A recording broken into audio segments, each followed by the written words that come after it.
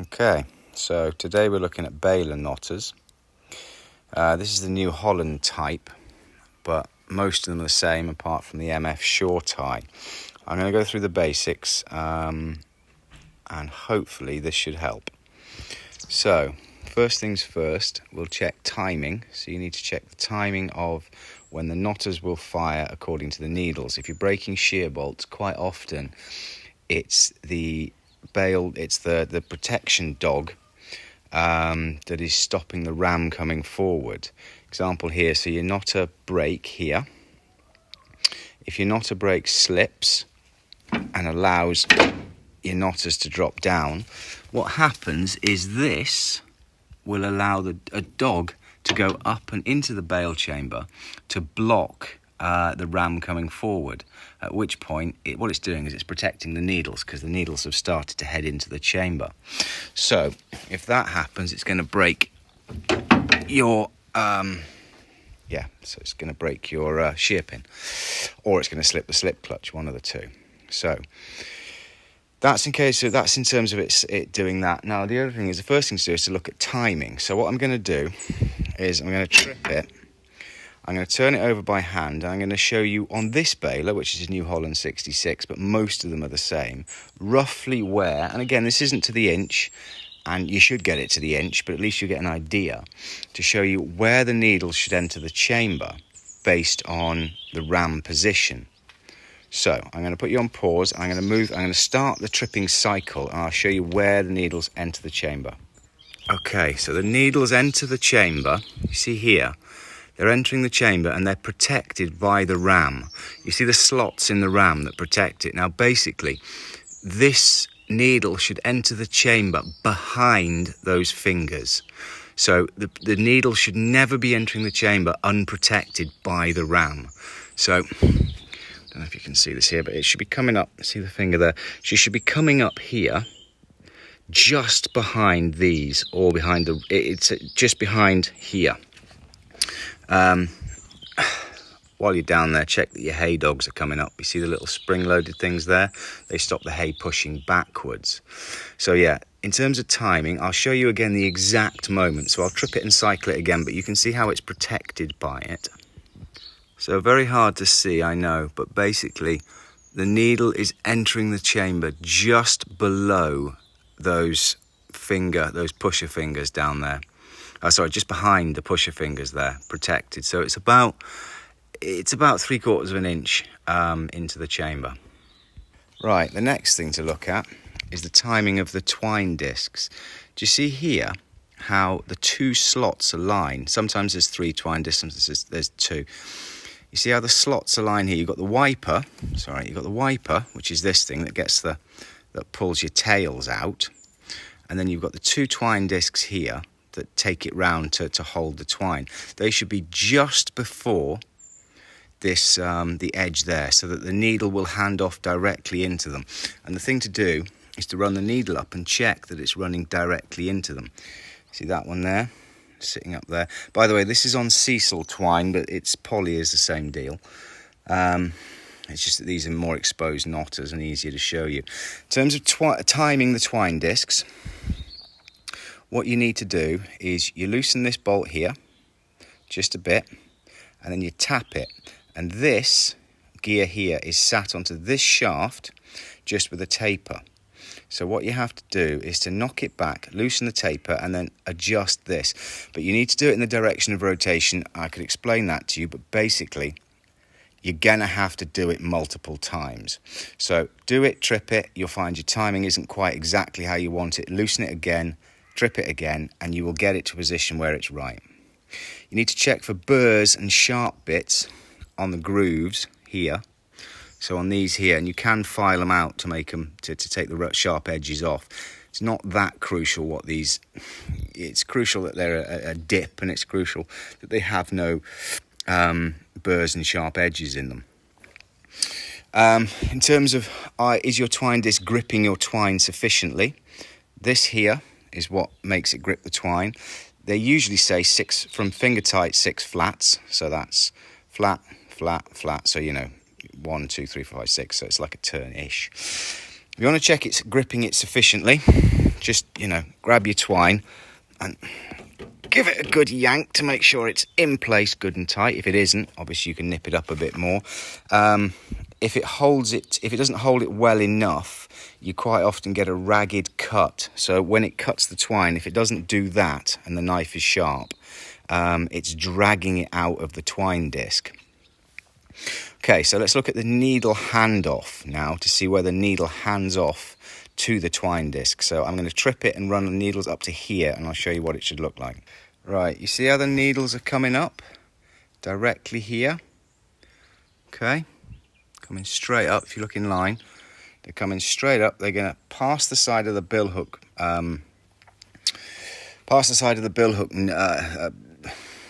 cog, and they're going to bring it up to here. So let me just pull them up closer, I'll show you. So this is what you want. You see how it's handing it directly into the string slot. There and there. That's what you're after. Now at this point, the bill hooks should be closed, right? Let's find you one here. The bill hook should be closed. By the way, if you're on Cecil string, you'll have this little tooth at the end on your bill hook, like that. If you're not on Cecil string, let's find another bill hook. If you're not on Cecil string, you won't have that hook on the end of the bill hook. It'll just go flat. Right. Crucial thing on here, you don't want a sharp edge up here. You don't want a sharp edge on the back. The back of that needs to be so that the string can slip over it, slip over and out, but we'll see that in a minute. If you're on the type that just close up tight on poly string, it's a bit different. These things, by the way, can run an awful long way on, you know, it being extremely worn. That was obviously still running at that point. So problems with wear, yes, they're a problem, but they're not disastrous till quite late on. Okay, so we're looking for bill hook tension. Now the bill hook needs tension, but not too much. If it's not tight enough, you'll get very short tails. I mean, that's an okay tail, but you can get very short tails. It does depend on things like bale pressure and that sort of thing, but still. And a good test of where you're up to with knot tension, especially with Cecil, is to take 2 bits of twine, put them into the bill hook, and just make sure, not off the machine, obviously in the machine, and just make sure when there's 2 bits of twine in there that it grips. So this one, sorry about the one-handed, it's got a bit of grip. Doesn't need to pull too hard on the tails, but just needs enough to grip it. Let me rotate more and I'll show you more. Okay, so she's handed off the twine to the twine disc. The twine disc has rotated and grabbed it, like that. And now the needles are going to drop back down again. So it's caught the twine here. Oh, by the way, what I do here for testing, get a couple of springs and a bit of bungee, and just hook it round. It's not ideal, it should be a bit lower down really, but I'm just at the moment, I'm not really going to show you it at high speed. But yeah, a couple of these, and you can simulate bale tension, that sort of thing. Right, now at this point, as the needle starts to drop back again, the bill hook will have rotated around. So the bill hook will have rotated around and grabbed the string. Hang on, rotated around, taken those 2 bits of string around, caught them, taken them around, and now be coming back round. But now it should be open, if you see here, it should be open to catch the tails coming round. So it should be open to catch the tails. There. So we'll let it come round. Don't worry, I'll get on to wiper arm adjustment in a minute. Let's rotate more and we'll see. So you see how she's come round now and she's starting to close on those tails. And the knife is here. Sorry, the knife is here. The knife is wiping across. The knife is wiping across. The bill hook is starting to close to grab the tails. And it'll just continue to wipe across. And what it's doing as well is there's the knife. There's the knife there that cuts the string. Here's the bill hook that grabs the tail there. And then you see in the back, that little plate across in the back there. Let's see if I can point it with this bill hook. Wrong end. See this plate at the back here? which I'll show you more in a minute, that is going to wipe the knot off the bill hook as it turns now. So it's turning, it's caught the string, it's grabbing down on the string, and the arm, the wiper arm, the knife arm, is coming round and wiping the knot off. It's quite difficult to do at very low speed because it doesn't wipe off properly at low speed. It doesn't like that. But we'll continue to rotate and we'll see. So now look, it's cut the tails. So it's cut the tails off here. Tails are cut off. It's still grabbing onto the tail there. And you see how this wiper is pulling towards us to try to pull the knot off the bill hook. So as it comes, now all it'll do is it'll wipe the rest of the knot off here. Wipe the rest of the knot, we'll sort of simulate it. Wipe the rest of the knot off the bill hook, like so. And then as it does it, sorry, it's easier to do this than do it at speed. Wipes it off the bill hook, and you see how it mustn't have a sharp edge on the tooth of that bill hook. Because if it does, it's going to grab the back of those tails too hard and not let them slip out. Let's rotate a bit more. Okay, so it's cut and it's wiping. It won't actually wipe this one off. Won't actually wipe this one off because it's going too slow and my bill hook tension is too tight. But yeah, it wipes off. Hang on. And you can actually see from up above, you see how this arm here is just wiping them off the back of the bill hook. Obviously, my tension is very, very low. But yeah, wiping it off the back of the bill hook. And what it does is it wipes it off there. And round it comes. Gone. Obviously, tension-wise, you have much more in a bale, but still. So, bill hook. The bill hook, that's a bit loose. Let's have a look at bill hook tension. Let's get in. So, bill hook tension, that's a bit loose. Okay, it's a bit too open. You really want it so that you've just got a tiny bit of wiggle so it doesn't pull down tight, and you've got a tiny bit of wiggle there under rest circumstances, which is basically when it's facing this way. So these are the basics. I'm now just going to open up the knotters and show you a few more bits. So to open up the knotters, it's usually one of two ways. It's either a bolt this way or a bolt that way. Anyway, grab it, careful of the knife, bring it up. This is also a good way to tell if your tension is too high. If your tension from your twine box is too high, that's a perfect example right there, because that has just pulled out the twine discs. So, what have you got in here? Here's your bill hook. Sorry, here's your bill hook here. Here's your twine discs and your wiper, or it wipes the twine ends out. Here's your knife arm. Like this. Now, some things to note. This knife here needs to be absolutely razor sharp. Absolutely razor sharp in there. God, my camera works awful. So most of these will come off. This is the original from like God knows when, and these are riveted on, but mostly these will come off with a couple of bolts, and the exchange ones come with bolts, and you just pop them on. That needs to be razor sharp. The bill hook needs to be smooth and not greasy. I've over greased this because it was going into storage. Grease on the bill hook will really mess things up for you, so you need to clean that off. The bill hook needs to be shiny and smooth. It cannot have any burrs, it cannot have any roughness. They're especially bad when the chrome starts to go, because the chrome, it leaves little craters and pits and stuff. So we were talking about it wiping, weren't we? So look, it needs to be, as this comes down, let me just show you, as this comes down, the arm needs to, let me see if I can do this without, the arm needs to wipe across that bill hook. So let's just, so see here, there we go, see how that wipes across there? Now it needs to touch it, and it needs to touch it, not hard, but it needs to touch it. So you need to feel it run across there, not hard, but it needs to definitely touch it. So as we come down, see it come down, so it come down and then it wipes past. It should pretty much almost hold tension on the knotter that should almost hold the weight of the knotter as it comes across that. And also you need to look at the profile. See in there as it wipes it, the profile needs to be quite good across the bill hook, so it needs to wipe the whole bill hook, not just part of it.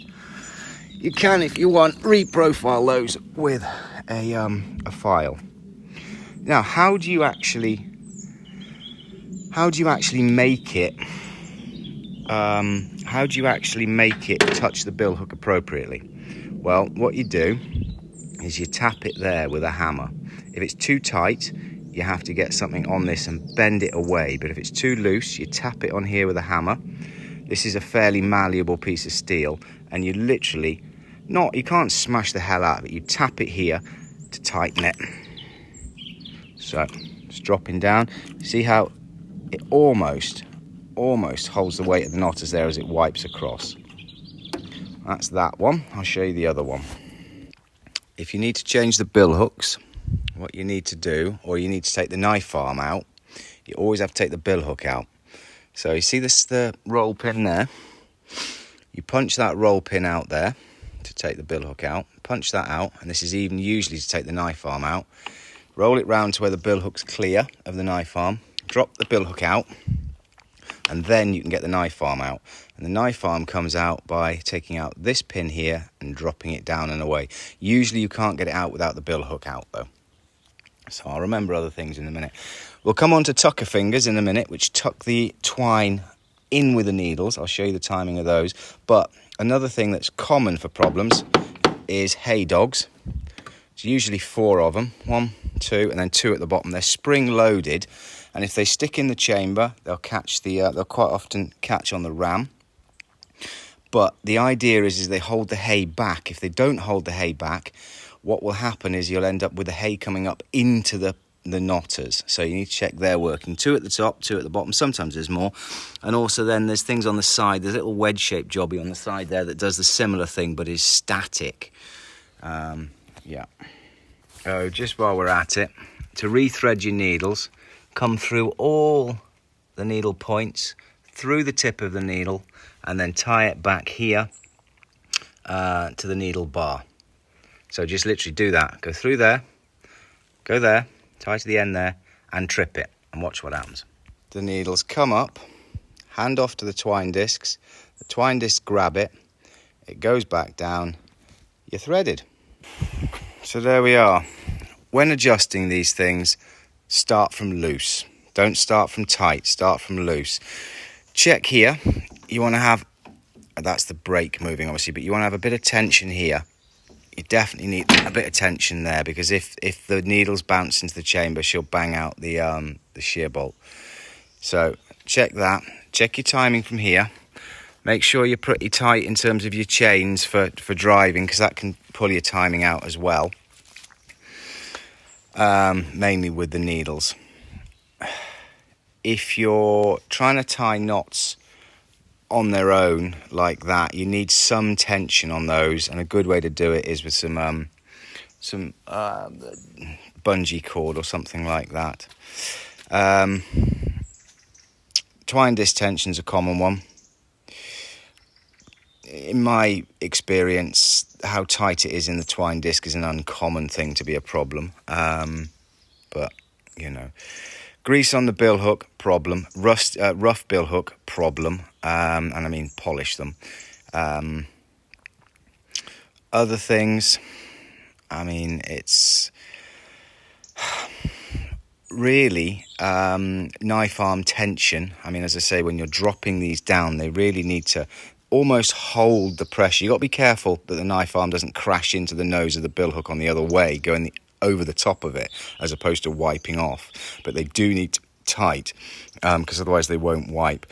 Also, if it'll make a knot sitting here, it'll definitely make a knot running, because the speed that you're doing it here by turning the flywheel is very, very slow, and it's nothing compared to when you're running it properly. When you run it properly, it takes it whizzes it off the bill hook a lot quicker.